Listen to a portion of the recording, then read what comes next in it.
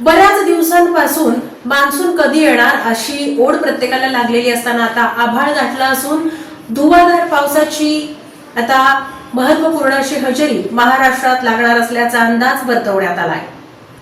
गेल्या काही दिवसांपासून राज्यातील अनेक भागात विश्रांती घेतलेल्या पावसाने पुन्हा हजेरी लावण्यास सुरुवात केली आहे। हवामान विभागाने आज पुणे, सातारा, घाटमाथा, सांगली, सोलापूर आणि धाराशिव जिल्ह्यांसाठी येलो अलर्ट जारी केला असून 20 जुलैनंतर संपूर्ण महाराष्ट्रात मान्सून पुन्हा पूर्ण ताकदीने सक्रिय होण्याची शक्यता वर्तवली आहे। जुलै महिन्याचा अर्धा कालावधी उलटून गेला असला तरी राज्यातील अनेक जिल्ह्यांमध्ये अपेक्षेप्रमाणे पाऊस झालेला नाही।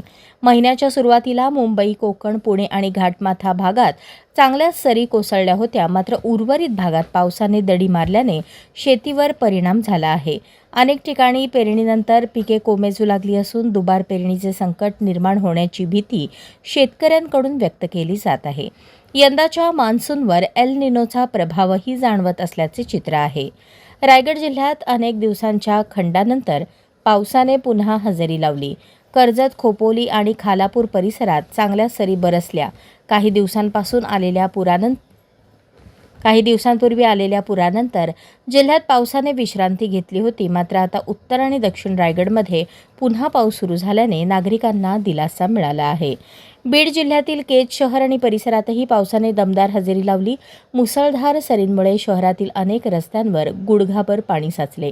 या पावसामुळे काहीसा दिलासा मिळाला असला तरी जिल्ह्याला अजूनही जोरदार आणि सलग पावसाची गरज असल्याचे शेतकरी सांगत आहेत। परभणी जिल्ह्यातील जिंतूर शहर आणि आसपासच्या भागातही अनेक दिवसांच्या उघडीपीनंतर मध्यम स्वरूपाचा पाऊस झाला। त्यामुळे वातावरणात गारवा निर्माण झाला आणि उकाड्यापासून नागरिकांना दिलासा मिळाला। मात्र हा पाऊस कमी प्रमाणात झाल्याने शेतीसाठी तो अद्याप अपुरा असल्याचे चित्र आहे। हवामान विभागाच्या अंदाजानुसार 20 जुलैनंतर मान्सून पुन्हा सक्रिय होण्याची शक्यता असून राज्यातील बहुतांश भागात पावसाचा जोर वाढण्याची अपेक्षा आहे। त्यामुळे पावसाच्या प्रतीक्षेत असलेल्या शेतकऱ्यांच्या आशा पुन्हा पल्लवित झाल्या आहेत।